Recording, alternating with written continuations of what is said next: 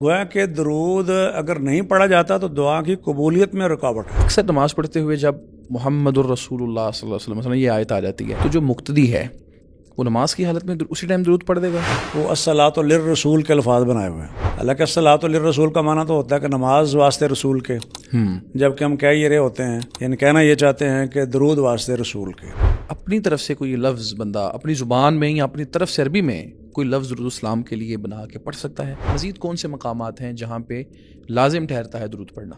کچھ تو اسلامی عقائد کے خلاف ہیں، یعنی وہ ایسے الفاظ ہیں جو یہاں کے عقائد تھے برصغیر پاک و ہند کے، اور اس کو لوگوں نے درود بنا کے جو ہے وہ پیش کیا۔ کہ جب درود پوری کائنات میں کہیں پر بھی پڑھا جائے تو اللہ کے رسول علیہ الصلوۃ والسلام اس کو سنتے ہیں، ہم یہاں پڑھیں اور وہ وہاں سنیں، باقاعدہ طور پہ اس کو سنا جاتا ہے اور وہ ان کی روح میں لٹائی جاتی ہے۔ کچھ اس طرح کی کچھ روایات بھی ظاہرہ منقول ہیں، تو اس میں صحیح بات کیا ہے؟ جلاء الافہام میں ابن قیم الجوزیہ رحمہ اللہ نے یہ وضاحت کی ہے کہ رحمت جو ہے وہ صلاۃ کا ثمرہ ہے۔ بسم اللہ الرحمن الرحیم۔ السلام علیکم ناظرین، نہد کے پلیٹ فارم سے سیرت النبی سیریز کے ساتھ حاضر خدمت ہے آپ کا ہوسٹ حافظ عرفان شفیق۔ آج کا اہم ترین موضوع رسول اللہ صلی اللہ علیہ وسلم کی ذات گرامی پہ درود و سلام پڑھنے سے متعلق ہے، اور آج ہمارے ساتھ موجود ہیں مہمان پروفیسر ڈاکٹر حافظ محمد شہباز حسن۔ ڈاکٹر صاحب، آپ تشریف لائے پروگرام میں، آپ کا بہت شکریہ۔ درود السلام کے موضوع پہ ہماری آج ڈسکشن ہے، اور پہلا سوال ہی درود سلام، یہ دو لفظ بولے جاتے ہیں ہمارے ہاں، تو میں چاہوں گا کہ ان دونوں کے فرق کو آپ واضح کریں کہ یہ دو لفظ ہیں اور دونوں میں فرق کیا ہے۔ بسم اللہ الرحمن الرحیم۔ سب سے پہلی چیز تو یہ ہے کہ مسلمان نبی کریم صلی اللہ علیہ وسلم سے اپنی محبت کا اظہار درود پاک کے ذریعے سے بھی کرتے ہیں، جہاں اور بھی بہت سارے مظاہر ہیں، اعمال ہیں، جیسے نبی علیہ السلام نے فرمایا کہ جو میری سنت سے محبت کرتا ہے وہ مجھ سے محبت کرتا ہے۔ تو نبی کریم صلی اللہ علیہ وسلم پر جہاں درود پڑھنے کا حکم ہے وہاں آپ علیہ السلام سے محبت کا اظہار بھی ہے، اور اس سے ہم اپنے ایمان کو بڑھاتے ہیں۔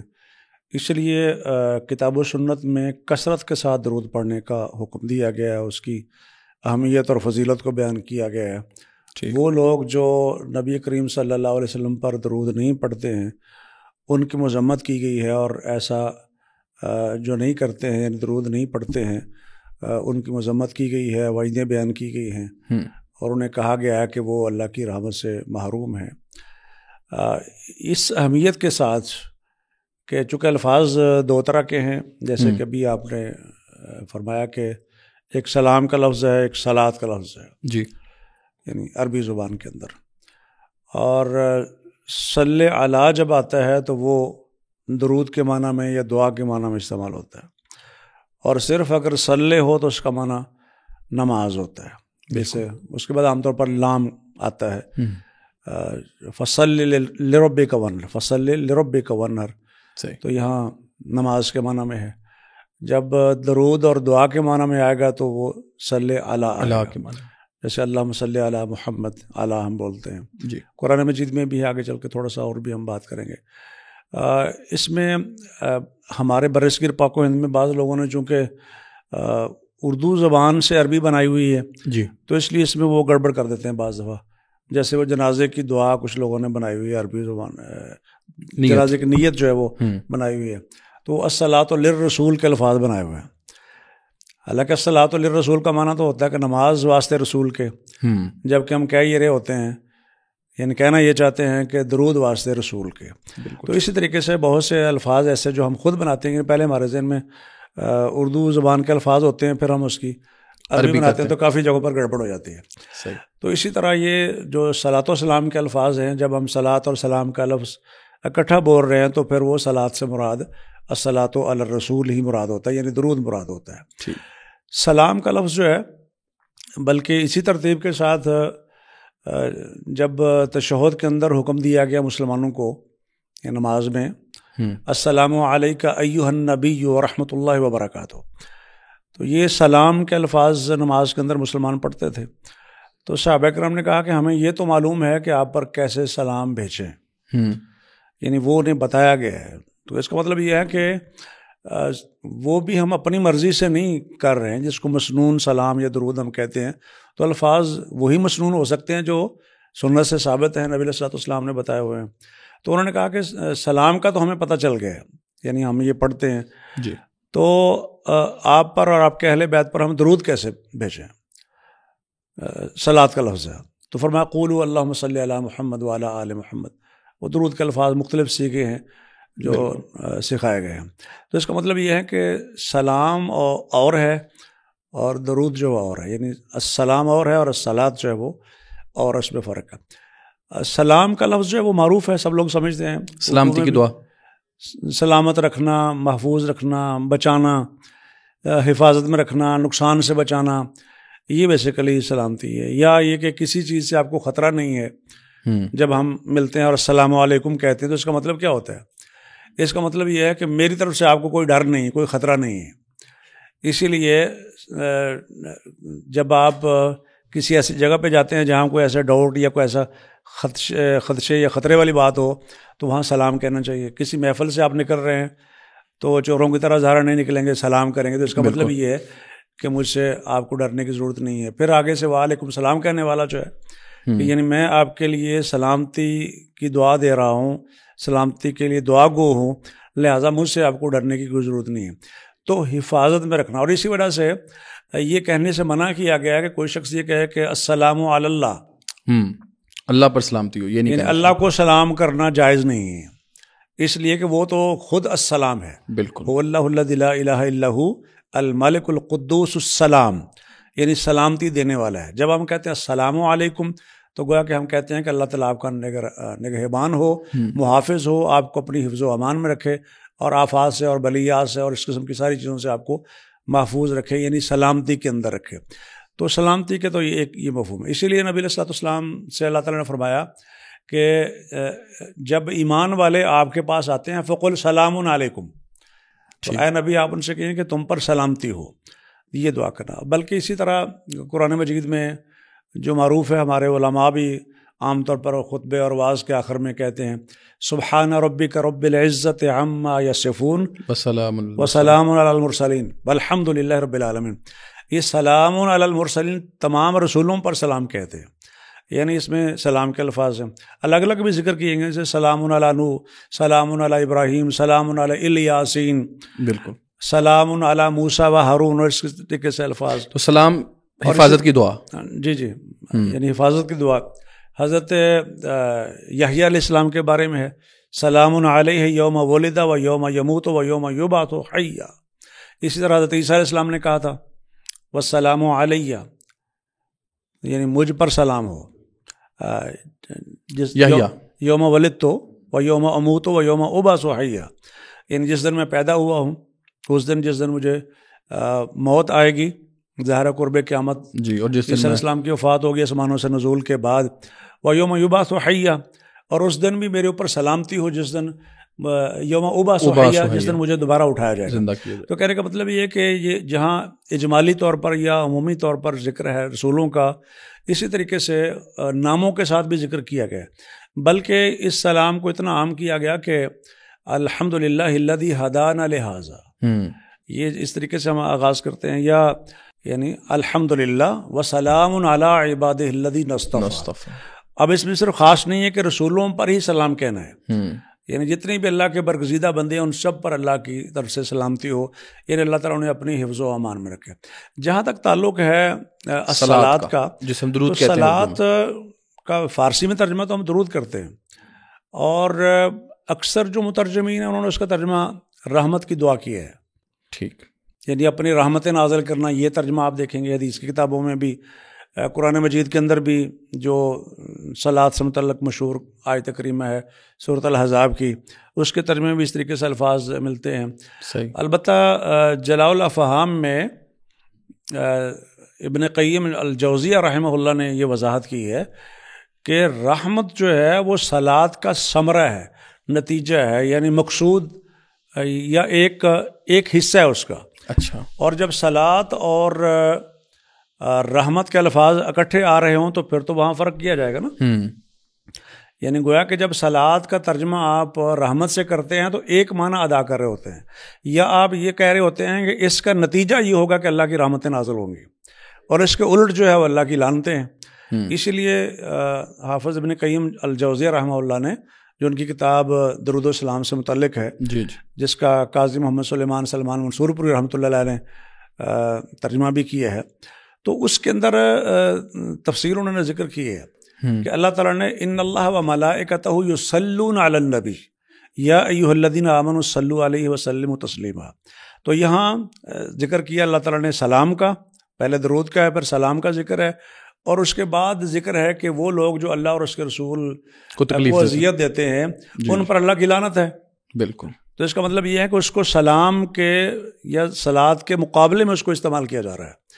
تو اس میں میں اگر اشارہ کرنا چاہوں اس آیت کریمہ کی طرف جہاں ایمان والوں کا ذکر کیا گیا، اولئک علیہم صلوات من ربہم ورحمہ، یعنی صلوات سے مراد رحمتیں بھی ہیں، بخششیں بھی ہیں، لیکن یہاں بخششیں عنایتیں مراد ہوں گی چونکہ رحمت کا لفظ الگ آ رہا ہے۔ تو اگر الگ نہیں ہوگا تو رحمت بھی ایک پارٹ ہوگی اس صلات کی جو ہم بھیج رہے ہوتے ہیں۔ تو گویا کہ ہم جب کہتے ہیں اللہم صلی علی محمد، تو ہم یہ کہتے ہیں کہ اللہ تعالیٰ اپنی رحمتیں نازل فرمائے، اپنی عنایات جو ہے وہ برسائے، اور نوازشات اور بخششیں عطا فرمائے، یعنی اپنے انعامات، اور یہ ساری چیزیں اس میں مراد ہوتی ہیں، صرف رحمت مراد نہیں۔ اچھا، یہ درود اور سلام، صلات اور سلام کے فرق میں ہم خلاصتاً یہ بات کر سکتے ہیں کہ جو صلات ہے وہ ایجابی معنی میں ہے، اور جو سلام ہے وہ سلبی معنی میں ہے۔ جب ہم کہتے ہیں اللہ تعالیٰ صلات بھیجے تو اس میں انعامات و اکرامات کی بارش یا برسات ہے، جب ہم کہتے ہیں سلام بھیجے تو اس میں حفاظت، ہر بری چیز سے، ہر من کل مکروہ، ہر چیز سے بچا کے رکھے، سلامت رکھے۔ جی وہی ہم نے ذکر کیا نا شروع میں، سلام کا مفہوم کے حفاظت میں رکھے اور بچائے، خلاصہ اس کا یہ نکلتا ہے ایک میں ایجاب ہے اور ایک میں سلب ہے۔ جی اچھا، اس میں ایک چیز بڑی، آپ نے بھی آیت بھی پڑھی، ان اللہ و ملائکتہ یصلون علی النبی۔ جب ہم کہتے ہیں کہ صلات سے مراد رسول اللہ علیہ الصلوۃ والسلام کے لیے رحمت کی یا بخشش یا عنایات کی دعا ہے، تو اللہ رب العالمین کے لیے جب لفظ بولا جاتا ہے، نہیں، بخشش سے یہاں مراد عنایات ہیں، یعنی عطائیں ہیں اللہ تعالیٰ، ٹھیک ہے، اس کی دعا کرتے ہیں نا ہم، یعنی بخشش سے مراد مغفرت نہیں ہے۔ صحیح، وہ چونکہ ہم اردو زبان میں بخشش کا لفظ دوسرے معنی میں بھی استعمال ہوتے ہیں نا، جی جی بالکل، تو یہ عطا ہے اصل میں، صحیح ہے، صلوات اور صلات، بالکل۔ تو اللہ تعالیٰ کے لیے جب یہ لفظ استعمال ہوگا، لوگوں کے لیے تو استعمال ہو تو دعا ہو گیا نا۔ اب وہی ہم اللہ تعالیٰ سے یہ کہتے ہیں نا، جی، ان اللہ ان اللہ میں آ رہا ہے کہ اللہ بھی درود بھیجتا ہے۔ ہاں جی، وہی نا، ہم جب کہتے ہیں اللہم صلی علی محمد، جی، تو ہم یہ نہیں کہتے کہ ہم بھیج رہے ہیں، ہم اللہ تعالیٰ سے کہتے ہیں کہ اللہ اپنی عنایات اور نوازشات سے اور رحمتوں سے نوازے نبی کریم صلی اللہ علیہ وسلم کو۔ تو وہ ہم اللہ تعالیٰ سے کہہ رہے ہیں۔ تو اللہ وہ جو عمل فرماتے ہیں، عنایات فرماتے ہیں اور خیر کثیر عطا فرماتے ہیں، تمام جملہ عنایات نعمتیں جن کی کوئی حد نہیں ہے، شاید ہم ان کو شمار بھی نہیں کر سکتے، وہ سارا صلات میں آئے گا، وہ ساری چیزیں اس میں آئیں گی۔ لیکن ان اللہ و ملائکتہ میں صلات کی نسبت اللہ کی طرف بھی ہے، و ملائکتہ فرشتوں کی طرف بھی ہے، ملائکہ بھی یہی کہتے ہیں نا، یعنی ملائکہ بھی اللہ تعالیٰ سے دعا کرتے ہیں جیسے مومنین کرتے ہیں، اور اللہ تعالیٰ خود کرتے ہیں عنایات۔ اللہ تعالیٰ تو خود، اللہ تعالیٰ تو کسی کو نہیں کہنا نا، اللہ تعالیٰ خود فرماتے ہیں اور فرشتے جو ہیں اس کی دعا التجا اور دعا کرتے ہیں۔ صحیح ہے۔ اچھا، یہاں پہ صلات اور سلام کے فضائل میں یا اس کی اہمیت میں، جیسا کہ آپ نے شروع میں تھوڑا اشارہ کیا بھی اس طرف، میں چاہوں گا کہ اس پہ ضرور بات، اور یہ سوال ہے کہ صلات اور سلام، اس کے فضائل میں اختصار کے ساتھ جو کہا گیا وہ تھوڑا اس پہ روشنی ڈالیں، اور جو اس کی اہمیت ہے، یعنی جس نے نہیں اس کو اختیار کیا اس کے لیے جو کہا گیا اس پہ اختصاراً روشنی ڈالیں۔ جی، ایک تو ابھی ہم یہ بات کر رہے تھے کہ صلات جو ہے وہ ایک تو یہ کہ جو خاص ہے نبی کریم صلی اللہ علیہ وسلم کے ساتھ، دوسرا یہ کہ عمومی معنی میں ذرا عنایات تو اللہ تعالیٰ کی ہوتی ہیں، نبیوں پر بھی ہوتی ہیں، غیر انبیاء پر بھی ہوتی ہیں، تو اس معنی میں غیر انبیاء کے لیے بھی وہ لفظ استعمال کیا گیا، هو الذی یصلی علیکم وملائکتہ، وہاں ملائکتہ بھی ساتھ موجود ہے اور هو الذی یصلی بھی موجود ہے۔ تو نبی کریم صلی اللہ علیہ وسلم صلوات الرسول کا لفظ ہے نا جی، جو بعض عراب تھے جی جی بالکل، کہ وہ اللہ کی راہ میں مال خرچ کرتے تھے، اللہ کے رسول کے پاس تشریف حاضر ہوتے تھے، اور ان کا مقصد یہ تھا، یعنی اللہ کی رضا اور اللہ کے قرب کے لیے ایسا کرتے تھے، بالکل، اور نبی علیہ السلام کی دعائیں لینے کے لیے، وصلوات الرسول، یہ نبی پاک کی دعا لینے کے لیے اللہ کی راہ میں صدقہ خیرات کرتے تھے۔ بعض اعراب کے بارے میں اللہ تعالیٰ نے یہ ذکر کیا ہے۔ تو وہ اس میں ایک واقعہ بھی ذکر کیا مفسرین نے حضرت ابو اوفا کا، کہ نبی علیہ الصلوۃ والسلام کہتے ہیں کہ میرے والد جو ہیں وہ نبی علیہ السلام کے پاس زکوٰۃ کا مال لے کر آئے، صدقے کا لفظ ہے، تو نبی پاک نے فرمایا کہ اللہم صلی علی آل ابی اوفا، صحیح، اللہ آل ابو اوفا کے اوپر اپنی رحمتیں نازل فرما، یعنی بخششیں اور عنایات نازل فرما۔ تو یہ ایک تو یہ جو بنیادی مفہوم ہم ذکر کر رہے تھے اس میں ایک چیز میں نے یہاں پر ایڈ کی ہے۔ دوسرا یہ کہ یہ ترغیب موجود ہے نا، اب سلام کے حوالے سے ابھی دیکھیں نا، سلموا تسلیما، ایک تو یہ کہ اللہ درود بھیجتے ہیں، اللہ کے فرشتے درود بھیجتے ہیں، ایمان والو تم بھی درود و سلام بھیجو، اور پھر سلام کی جب بات آئی تو اس میں کہا کہ وسلموا، تسلیما، اکتفا نہیں کیا، تسلیمہ تاکید کے لیے ہے، جیسے وہ ہے نا دوسرے وسلموا تسلیما، مان لیں جیسے ماننے کا حق ہے، یہاں سلموا تسلیما یعنی سلام بھیجیں جیسے سلام بھیجنے کا حق ہے، یعنی خوب سلام بھیجو، تو وہ تاکید کے لیے۔ پرانی اردو میں ہوتا تھا سلام بھیجو سلام بھیجنا، تو وہ ظاہر اب اردو ترقی کر گئی ہے اور اب وہ لوگوں کو عام سمجھ نہیں آتا نا، سلام بھیجو سلام بھیجنا کی بجائے وہ تاکید ہے نا، تو اب اس کا خوب سلام بھیجو، کرنٹ اردو میں یہ ہے کہ خوب سلام بھیجو، سلموا تسلیما۔ تو وہ ایک تو یہ تاکیدی حکم ہے، یعنی گویا کہ فرض ہے درود بھیجنا۔ دوسری بات یہ کہ اس کا اجر و ثواب کیا ہے، اس کے فضائل کیا ہیں۔ اب جو شخص نبی علیہ السلام پر درود بھیجتا ہے اللہ تعالیٰ اس کے 10 درجے بلند فرماتے ہیں، اچھا، اللہ تعالیٰ اس کے 10 گناہ جو ہے وہ معاف فرماتے ہیں، اور خود نبی کریم صلی اللہ علیہ وسلم نے فرمایا کہ قیامت کے دن سب سے زیادہ میرے قریب وہ ہوگا جو مجھ پر کثرت سے درود پڑھتا ہے، سبحان اللہ، یعنی جتنا زیادہ درود پڑھتا ہے نبی کریم صلی اللہ علیہ وسلم کے اوپر اتنا زیادہ قرب اسے حاصل ہوگا نبی علیہ الصلوۃ والسلام کا۔ بالکل۔ تو یہ اس قسم کے جو فضائل ہیں بیان کیے گئے ہیں حدیث مبارکہ کے اندر۔ اور درود نہ پڑھنے کے جو نقصانات ہیں، ہاں وہ تو ظاہر اس میں آتا ہے نا، ایک وہ مشہور حدیث ہے جو نبی علیہ السلام جمعے کے دن تشریف لائے اور آپ نے ممبر کی ایک سیڑھی پر قدم رکھا، آمین کہا، دوسری سیڑھی پر قدم رکھا تو آمین کہا، تیسری سیڑھی پر قدم رکھا تو آمین کہا۔ وہ لمبی حدیث، اس میں ایک چیز یہ تھی کہ جب آپ سے پوچھا گیا تو آپ نے فرمایا کہ جبریل کہہ رہے تھے کہ جو آپ کا نام سنے اور درود نہ پڑھے وہ بھی خاک آلود ہو جائے، وہ بھی ہلاک ہو جائے، تو میں نے آمین کہا۔ گویا کہ نبی کریم صلی اللہ علیہ وسلم کا نام سن کر درود نہ پڑھنا یہ تباہی اور بربادی اور ذلت اور رسوائی ہے انسان کی، اور بلکہ حدیث میں آتا ہے کہ وہ مجلس جو ہے وہ رحمت سے خالی ہے، برکات سے خالی ہے جس مجلس میں نبی کریم صلی اللہ علیہ وسلم پر درود نہیں پڑھا جاتا۔ اور بعض حدیث میں یہ بھی ہے کہ یہ جو دعا ہم کرتے ہیں، دعا میں اگر ہم درود شامل نہیں کرتے ہیں، اور دعا سے مراد اہتمام کی کوئی بھی دعا ہے، ایک تو وہ دعائیں نا روزمرہ کی دعائیں ہیں، جی اذکار وغیرہ ہیں، تو وہ الگ ہیں، لیکن اہتمام کی کوئی بھی دعا اگر آپ کر رہے ہیں، کل دعائن محجوب، تو وہ رکی رہتی ہے یہاں تک کہ حتیٰ یصلی علی النبی صلی اللہ علیہ وسلم، یہاں تک نبی صلی اللہ علیہ وسلم پر درود پڑھا جائے۔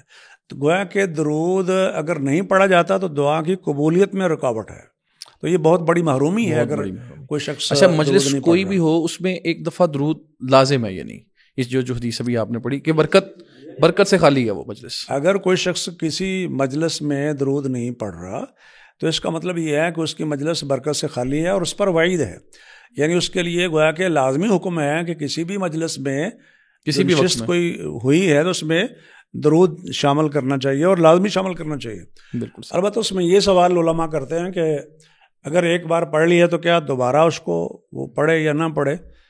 تو ہم تو بہرحال یہی ریکمینڈ کرتے ہیں کہ جتنا بھی زیادہ پڑھے گا، جتنا ہی زیادہ پڑھے گا اتنا ہی باعث برکت ہے۔ جیسے ابھی میں نے اشارہ کیا کہ نبی علیہ السلام کے سب سے زیادہ قریب کون لوگ ہوں گے؟ جو سب سے زیادہ درود نبی علیہ السلام پر پڑھنے والے ہیں، تو اس لیے ترغیب اسی پر ہے، اور کثرت سے درود پڑھنا پریشانیوں اور مشکلات سے نکلنے کے لیے بھی، اور نبی علیہ السلام کے قیامت کے دن جنت میں قریب ہونے کے لیے بھی کثرت سے پڑھنا چاہیے۔ لیکن یہ کہ اگر کوئی شخص ایک بار پڑھ لے گا تو انشاءاللہ گناہ گار نہیں ہوگا۔ ایک مجلس میں اگر ایک دفعہ پڑھ لیا جائے تو وہ گناہ گار نہیں ہوگا، لیکن اگر زیادہ پڑھے گا تو زیادہ بہتر ہوگا۔ اچھا یہاں ایک چیز اور بھی تھوڑی وضاحت فرمائیں کہ اکثر ایسا ہوتا ہے کہ نماز میں اگر امام صاحب نماز پڑھ رہے ہیں اور قرآن مجید میں ظاہر ہے 4 جگہوں پہ رسول اللہ علیہ الصلوۃ والسلام کا باقاعدہ نام آیا ہے، تو اکثر نماز پڑھتے ہوئے جب محمد الرسول اللہ صلی اللہ علیہ وسلم یہ آیت آ جاتی ہے تو جو مقتدی ہے وہ نماز کی حالت میں اسی ٹائم درود پڑھ دے گا، جیسا کہ آپ نے وعید بھی بتائی کہ نہیں پڑھنے والے کے لیے کیا وعید ہے؟ دیکھیں اصل میں تو مقتدی تو سن رہا ہے نا، تو تو اصل تو ہے پڑھنے والے کے ذمہ ہے. اچھا. یعنی جو پڑھ رہا، اور خاص کر اس سچویشن میں اگر قاری جو ان کا نمائندہ ہے، امام ہے، اگر اس نے پڑھ لیا تو وہ کافی ہے. لیکن یہ کہ اگر نماز کے اندر ہی پڑھ دے گا، ہاں پڑھ سکتا ہے، یعنی وہ تلاوت کرتے ہوئے جہاں آیت پڑھے گا وہاں ساتھ درود بھی پڑھ دے گا، پڑھ سکتا ہے. اچھا. اور سننے والے کے لیے درود ضروری تو ہے نا، جیسا کہ آپ نے وہ روایت پیش کی. جی جی. تو جو مقتدی سن رہے ہیں، ہاں اس میں میرا خیال اس میں کیا حرج ہے؟ کوئی حرج نہیں. یعنی یا تو الگ سے کوئی دلیل ہو کہ ہاں اس میں آپ نے نہیں کرنا. تو جو عمومی احکام ہیں درود کے اور صلاۃ والسلام کے، اس کے مطابق پڑھنے میں کوئی حرج نہیں ہے. اچھا ڈاکٹر صاحب، یہ بھی بتائیے کہ درود و سلام کے جو طے شدہ مقامات ہیں، مطلب ایک تو وضاحت کر دی نا آپ نے کہ جب ذکر رسول اللہ علیہ السلام کا ہوگا تب پڑھا جائے گا. پھر مزید بھی اہمیت میں آپ نے بتایا کہ دعا کے موقع پہ درود پڑھنا ضروری ہو جاتا ہے، مجلس میں کسی بھی وقت میں آپ درود پڑھتے ہیں. مزید کون سے مقامات ہیں جہاں پہ لازم ٹھہرتا ہے درود پڑھنا، درود و سلام؟ اس میں میرے خیال میں ایک چیز تو بنیادی ہم نے ذکر کر دی کہ کثرت کے ساتھ پڑھنا ہے. ٹھیک. یعنی اس میں کوئی فکس کرنے کی ضرورت نہیں ہے، لیکن بعض جگہوں پر اس کی تاکید ہے. جیسے نماز میں اگر آپ درود نہیں پڑھ رہے تو آپ کی نماز نہیں ہے. اچھا. وہ تو لازمی حصہ نماز کا ہو گیا نا. اب اس میں یہ الگ بحث ہے کہ درمیان والے تشہد میں پڑھ سکتے ہیں یا آخری تشہد میں ہی پڑھا جاتا ہے، یا پہلے میں پڑھ لیں تو کیا اس میں کوئی مسئلہ تو نہیں ہے، وہ ایک الگ ہے. لیکن یہ بات تو طے ہے نا سب کے نزدیک کہ نماز کے اندر درود پڑھنا نبی کریم صلی اللہ علیہ وآلہ وسلم پر، تو وہ حکم آ گیا. اسی طریقے سے نبی کریم صلی اللہ علیہ وسلم فرماتے ہیں کہ جو شخص اذان سنتا ہے، اذان سننے کے بعد مجھ پر درود پڑھتا ہے، اور پھر میرے لیے وسیلہ جو مقام ہے، مقام شفاعت ہے، شفاعت عظمیٰ اور کبریٰ کا، میرے لیے وسیلہ مانگتا ہے اللہ تعالیٰ سے، جی، کہ اللہ تعالیٰ مقام محمود پر پہنچائے نبی کریم صلی اللہ علیہ وآلہ وسلم کو.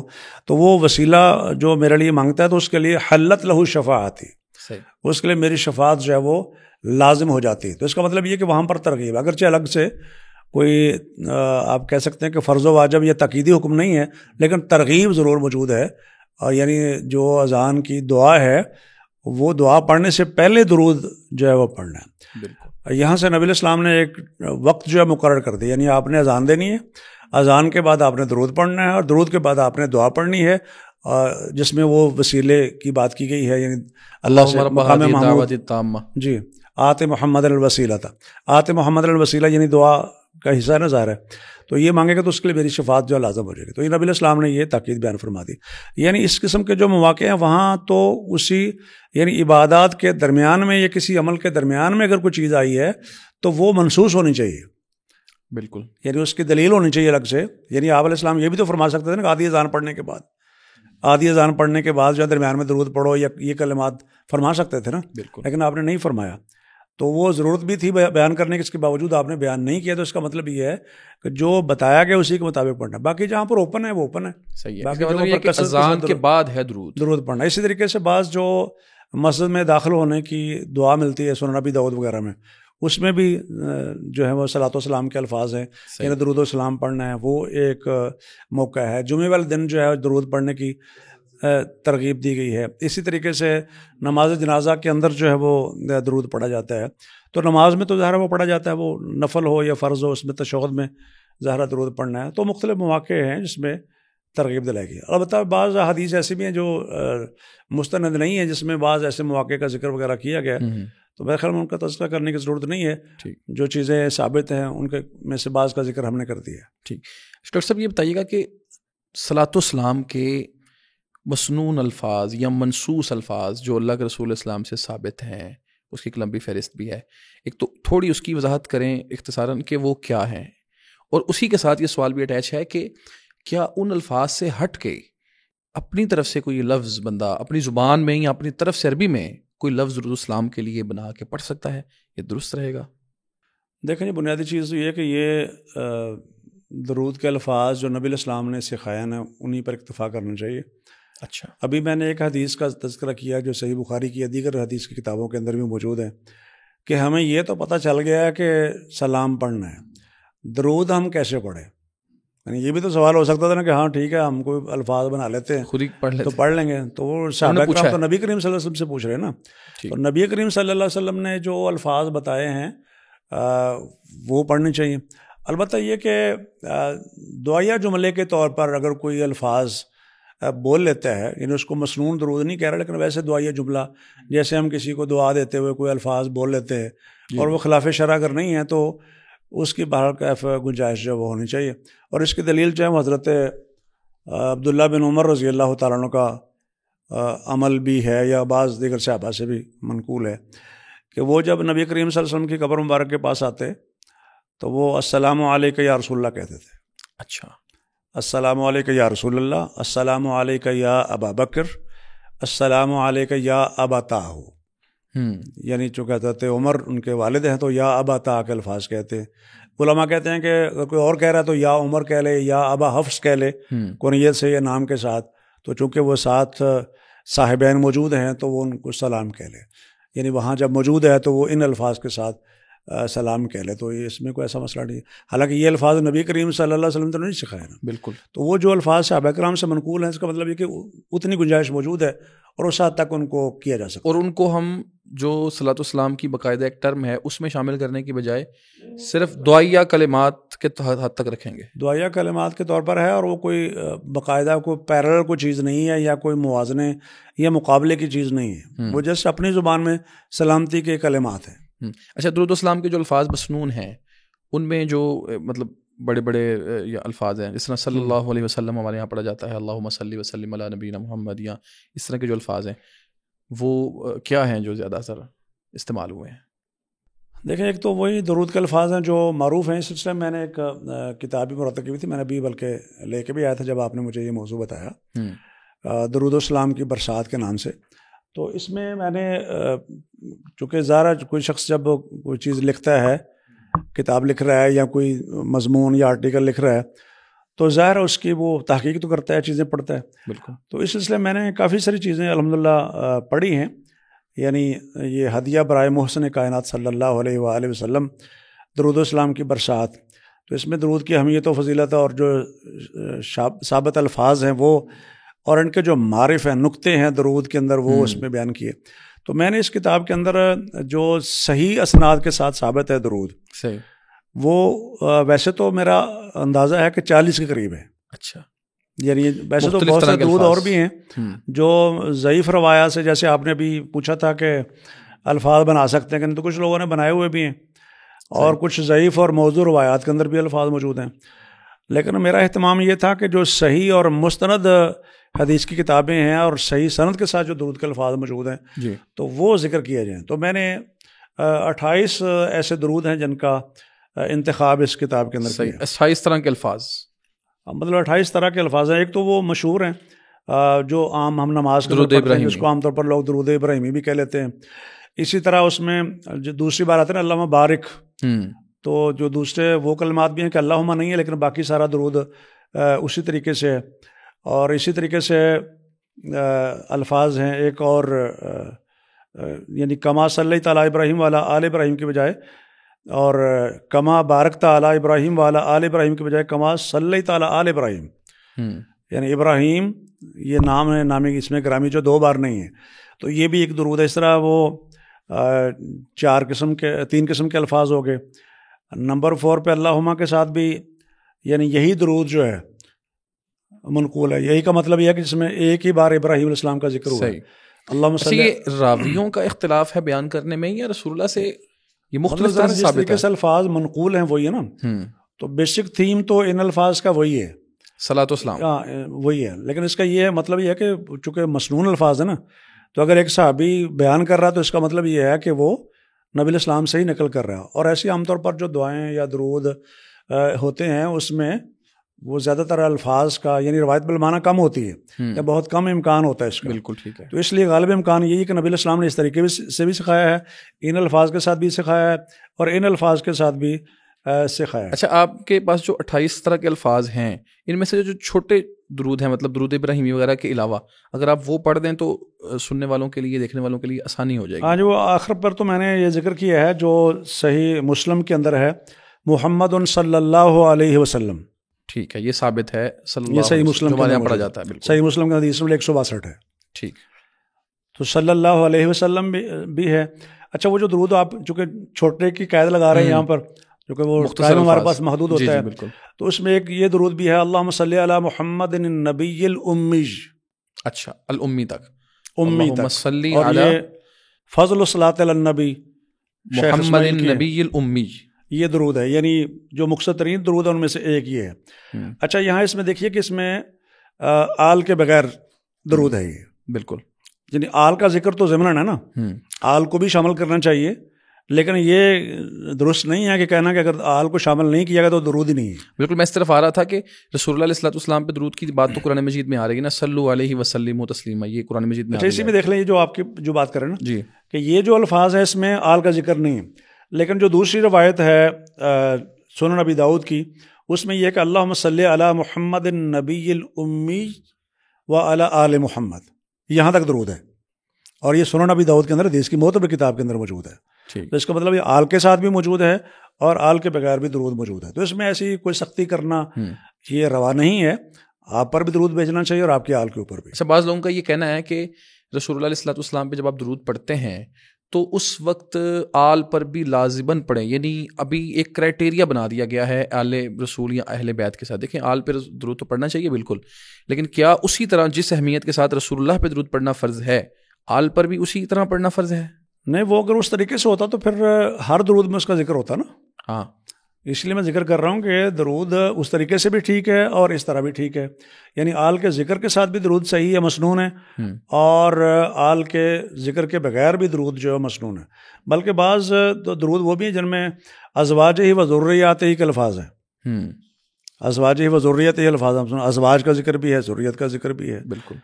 تو وہ لیکن وہ اس سے فرض نہیں ٹھہرا. اس سے اب یہ تو نہیں کہیں گے کہ جس میں ازواج اور ذریت کا ذکر نہ ہو تو وہ درود صحیح نہیں، یہ تو نہیں ہم کہہ سکتے ہیں. مطلب یہ بھی ہے بالکل، اور وہ درود جو کچھ ثابت ہیں وہ پڑھے جائیں گے. بالکل ٹھیک ہے. اچھا ڈاکٹر صاحب، یہاں ایک چیز کی وضاحت ضروری ہے. رسول اللہ صلی اللہ علیہ وسلم کے اوپر درود پڑھنے کے حوالے سے یا سلام پڑھنے کے حوالے سے ہمارے یہاں ایک لفظ، بڑے الفاظ مشہور ہیں، الصلاۃ والسلام علیک یا رسول اللہ وعلی حبیب اللہ کے ساتھ بھی لفظوں کو پڑھا جاتا ہے. اچھا، اس میں ایک چیز دیکھیں کہ یہ الفاظ ہیں کیا.